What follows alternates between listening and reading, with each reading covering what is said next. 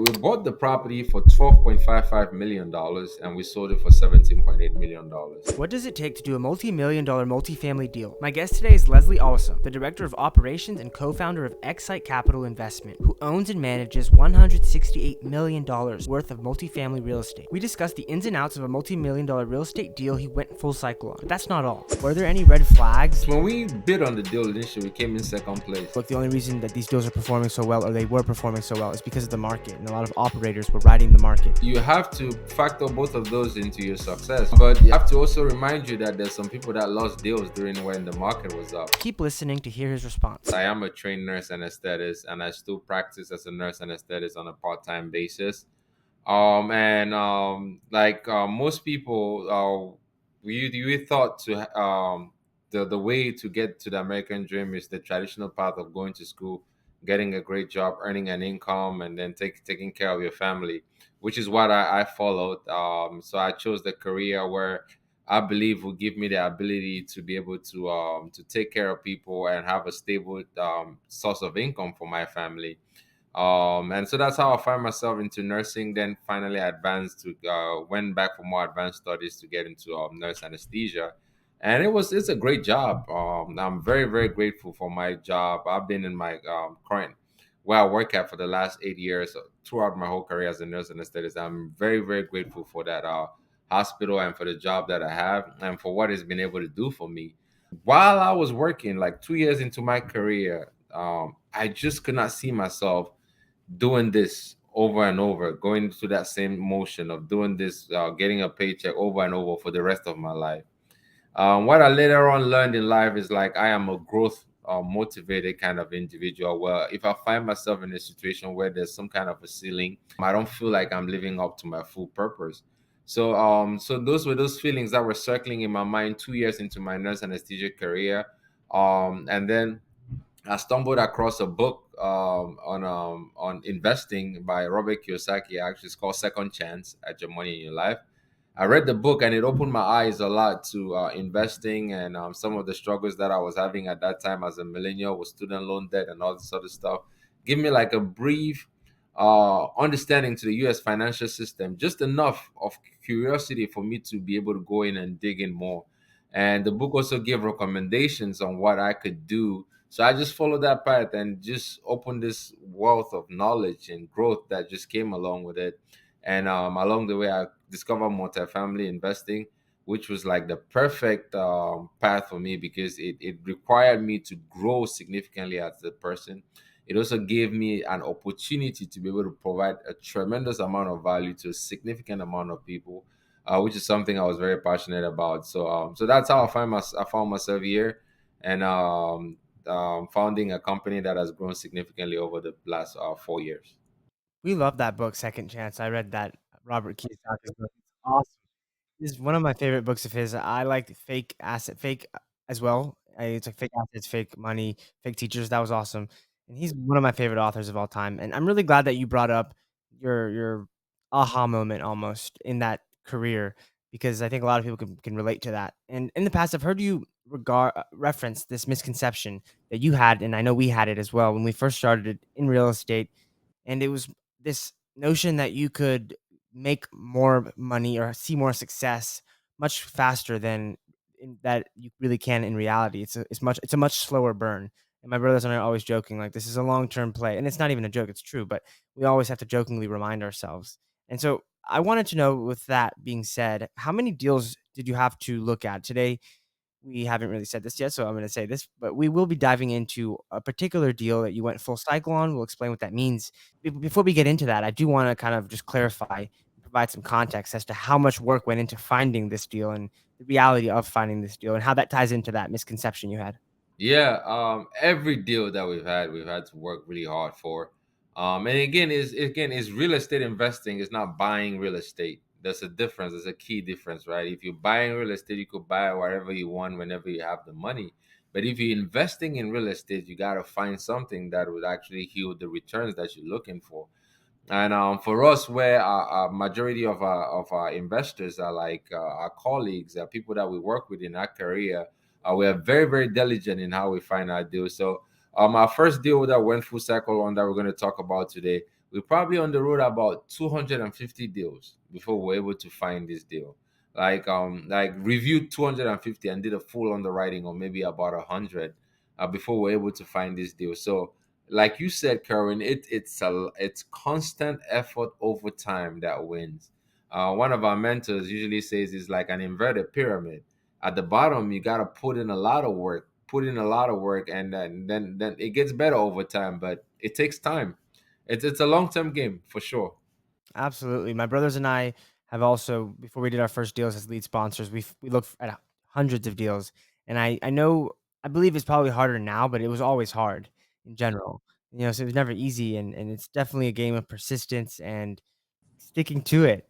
Yeah. And you have succeeded in going full cycle on multiple deals. The one we're talking about today, I believe, is called the View at St. Andrews in Columbia, South Carolina. Starting off, I do want to maybe have you define what does it mean to go full cycle on a deal. Okay, that's right, Karen. So correction, we've gone full cycle on one deal, which is the View at St. Andrews. We've acquired five other deals over the last 4 years, but haven't gone full cycle on the others. So full cycle essentially is like acquiring the deal, managing it, implementing your business plan, then leading on to the end of that business plan and exiting out of the deal. Accomplishing your business plan. Yeah, so for that deal, we acquired it in April of 2021, and we were able to exit out in December of 2022. When we met, superseded our business plan projections and felt it was a great time for us to exit. I love it, man. Thanks. So, without getting into too much detail, let's just introduce the View. Can you tell me a little bit about where the property is, and just maybe like the unit size of it? The View was a Class C, C plus property, 132 units, located in Columbia, South Carolina. When we purchased it, it was called Churchill at St. Andrews, and we actually rebranded it during our hold and did all of the work that we did on there and changed the name to the View at St. Andrews. So let's start with the market. I know there's a saying Grant Cardone always says, "Location, location, location." I know a lot of people say that, but I've heard him say that a lot. And so it's no secret that the market is one of the foundational factors that you have to take into account when you're looking at a deal and analyzing it. So what attracted you to that market of Columbia, South Carolina, and what were some of the strong characteristics there? Population. There's a great population size in the Columbia MSA. Then like we started to see because the whole state, most of the state of South Carolina has experienced a lot of growth over the last 5 to 10 years. With South Carolina at the time back in 2020 being ranked as the fourth fastest growing state in the U.S. But a lot of that growth had been happening in the Charleston area, the Greenville, South Carolina area, Spartanburg area, not as much as in Columbia.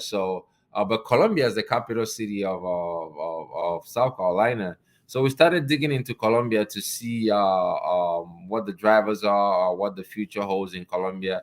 Actually went down there, had some conversations with the EDC, that's the Economic Development Council, and felt like the EDC was at that time Columbia had commissioned like a study. I forgot the name of the university that did the study on how to grow Columbia over the future, and they came out with some really really good pointers. Now when you start seeing stuff like that about cities, this is cities that are transitioning to a more progressive side of that are, and the EDC was very welcoming to us as investors. So we looked at population growth. The market was growing in population. Median household income in some of these pockets was really good. So it's a nice, stable secondary market that we liked. So we decided to start looking at some assets over there and make it one of our main markets. And you mentioned it's a Class C. It was a Class C property. We're value add investors. I believe you are as well. Just for context, a value add investment is any commercial property with existing income but significant opportunities for improvement through operational enhancements, market repositioning, or redevelopment. I wanted to know, like, what were some value add opportunities at the property that you're referencing? Oh, absolutely. So we bought this from an owner that we've actually bought another deal from, and he has a reputation of identifying great assets and just holding and not doing anything. So it really had a lot of meat on the bone. This property was built in the 70s, and no major renovation had been done to the interiors, just the exterior where the roof had been changed. And it has like really good bones. So in that same market, you had other properties that were implementing a renovation plan, and rents were growing. Our rents were like $200 below market to organically, then plus the value add. So we saw an opportunity where we could come in, upgrade this property, take it out from the 70s and bring it up to the 2020s, and bring in a little bit more nicer amenities, make the units more up to date, and be able to capture some of that delta, which is exactly what we did, starting from the outside, then started moving in, and which was a very successful business plan. I've heard an investor say once that every deal has some hair, and what he meant by that was that every deal is going to have some issues, or it's not going to be a perfect deal. There's no such thing. And so I'm guessing that this sounds like a great opportunity, but it wasn't a perfect deal. I wanted to know, were there any red flags that maybe you had to overlook or realize like a way to mitigate before you went through with the deal? Absolutely. So one of the things when we bid on the deal initially, we came in second place. The person that won the deal backed out because he went and did and saw a news report about a flood that was on the property. So we went back. We were worried about the flood. Went in there, did our due diligence, talked to the city. So we realized that the flood was caused because there's a drainage area that dirt that blocked it, where water usually drained during heavy rainfalls, and it had not been taken care of. They were not being proactive on taking care of that. So that's what caused the flood. It was not in a flood zone.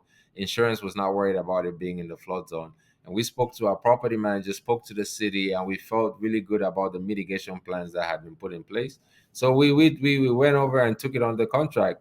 And in addition to that, you're very right, Cohen. I usually tell my partners, I usually tell everybody that I think I heard this from Peter Linneman, that every operator has to be humble enough to understand that your pro forma is always 100% wrong. It's always wrong all the time, right? So, but you want to be conservative enough so that it's wrong in a good way. So, there are always surprises that come. Like when we closed the deal, 2 weeks after we closed the deal, there was a fire on the property. Like we had actually gone to Atlanta to celebrate as a team. Then we were driving back to stop by Colombia to the property. And on our way over there, the property manager called us and said there's a fire on the building. Now you could imagine all the thoughts that we're going through, but we calmed down. Thankfully, nobody was hurt. Managed that very well. Insurance covered the damage, and we're able to renovate that unit and rent it out for a higher premium. So those things will always come, and your pro forma, you're gonna meet them. And the other surprise that we got was the change in the expenses. Inflation came. We were budgeting 7,500 in renovation, but with COVID and the shutdowns, everything went up, and we ended up renovating at about $10,000 per unit, which was way higher than what we projected. Yeah, I was gonna ask you about, because like you said, you can have the most conservative underwriting as possible and have a bunch of levers you can pull, but in reality, no one can predict the future. No one has a crystal ball, so you really don't know what curveballs you're going to get thrown during the business plan and your implementation of that. What can you expand on the business plan and your process and your experience during the hold period, and maybe some of those challenges that you didn't foresee? Like, what were they, and how did you pivot? Oh, absolutely. So there were challenges, and there were a lot of great things that happened as well during our hold that were not part of our business plan. For example, when we went in, we on the road that rent growth was going to be about 0% year one, and then year two start going to 3%. But then with COVID, everything went with inflation, rent started shooting up. We were getting rent growth of about 10 to 15%, which is not something that we on the road. I also talked about the renovation costs, which went up higher than what we anticipated. And the other thing too that worked in our advantage was, at that time we bought this right in the middle of COVID, so the lenders required a lot of reserves. They required COVID shutdown reserves, this other reserve, that other reserve. But with all those underwritten in the deal still worked. But 8 months into our ownership, those guidelines became loose. So those reserves got returned back to us. So the property was very, very well capitalized to really weather like any kind of storm, with all the reserves that we have, because we had the COVID reserves, had other lender reserves, then had our own operational reserves. So any changes in expenses we were able to manage. The other struggle that we had was with our team employment.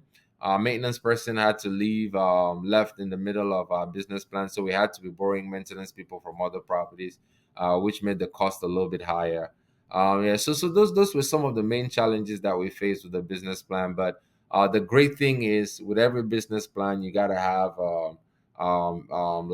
reserves, mitigating issues, so that when things go that way, you have something to fall back on. I wanna back it up a little bit to before you closed, the financing side of things, because of course you have to pay for these deals, and this is a really big deal. So that's such an important factor that you have to consider and structure.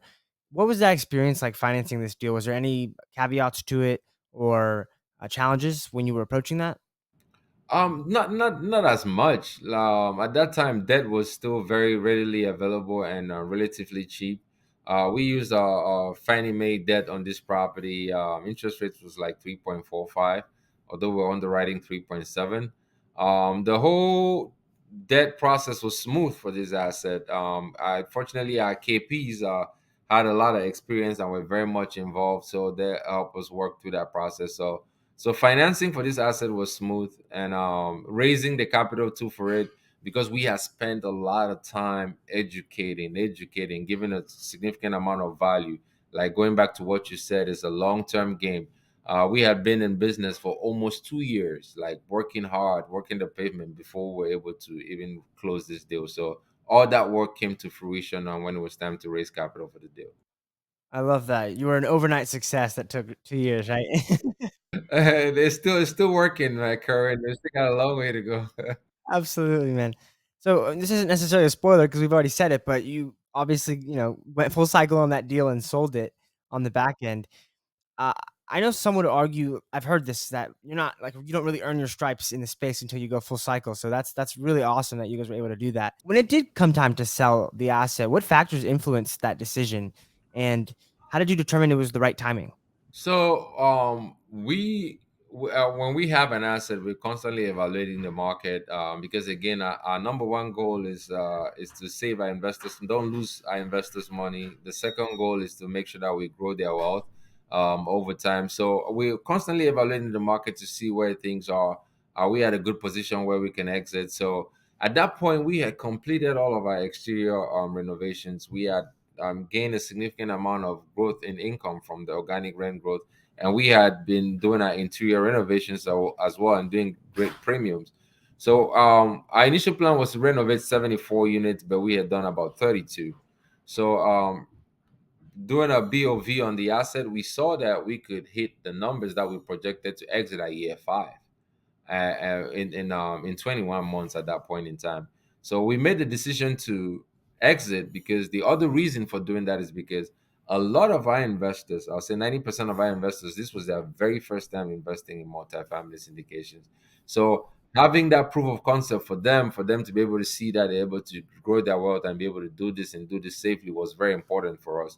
So we saw this as a great opportunity as well to return capital to our investors, give them some of those gains, and for them to do whatever they want to do with it. And actually, most of them actually ended up 1031ing with us on that asset to another asset which we purchased in Baltimore. You underwrote, with a plan to exit when you did, or maybe a little later than you were able to. But I know there are some investors, multifamily operators, who will raise capital and do long term holds. So, like 10 years, 30 years. And that is what they want to actually be building the long term wealth, holding the asset.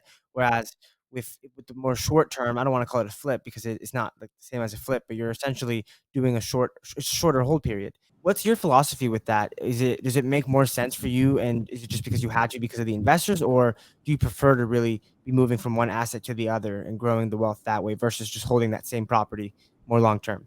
So it's going to be a mixture of both. So it's asset by asset based. There's some assets that we identify and we say we're going to hold this long term. We want to do that with our investors, give them an opportunity for long term wealth and to hold on to these assets for a very long period of time. So it's asset specific. Some of those assets are ideal for like a value add plan and exiting and moving on to something else. Some of them are going to be better for a longer term hold. So we educate our investors on both business plans. I believe this year and the coming years, we're probably going to acquire a few assets that we're going to hold for that 10-year long period of time as well. Yeah. So again, the asset determines what plan we want to go with it. For more context, can you actually just remind us what was that property purchased for, and then what did you end up selling it for?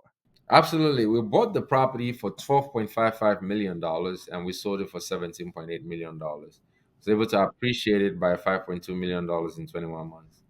So this deal is obviously a success, and for both you and your investors. And aside from the profits that you made on this deal, I think it's more value than that is the lessons that you probably the lessons you collected and learned along the way. And so, anything that you'll do differently with any deal moving forward?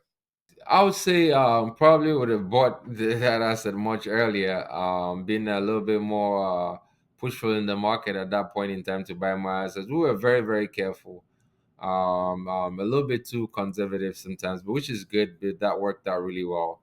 What else?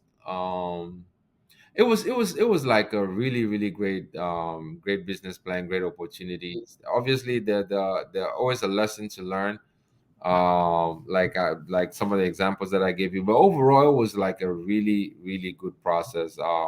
I learned a lot of positive lessons, especially about the power of partnership, the power of surrounding yourself with a strong team and people that are better than you in every category. One of the reasons that why we're so successful on that asset is because of the partners that we had on this asset. For example, Chris Lento with EM Capital, whom him and I would manage the asset management team.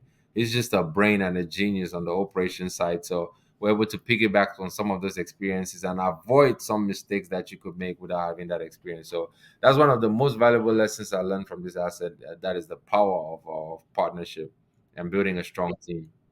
So I have it's not really a question because it's evident that you guys know what you're doing and the deal succeeded because of the team, like you just said. But there's this sentiment in the market right now where people are saying that, oh, look, the only reason that these deals are performing so well or they were performing so well is because of the market. And a lot of operators were riding the market and the appreciation that it was seeing. And now that that's not really happening so much, it's the time of the operator, the age of the operator is now. And we'll see, quote unquote, who has been swimming naked once the tide rolls in.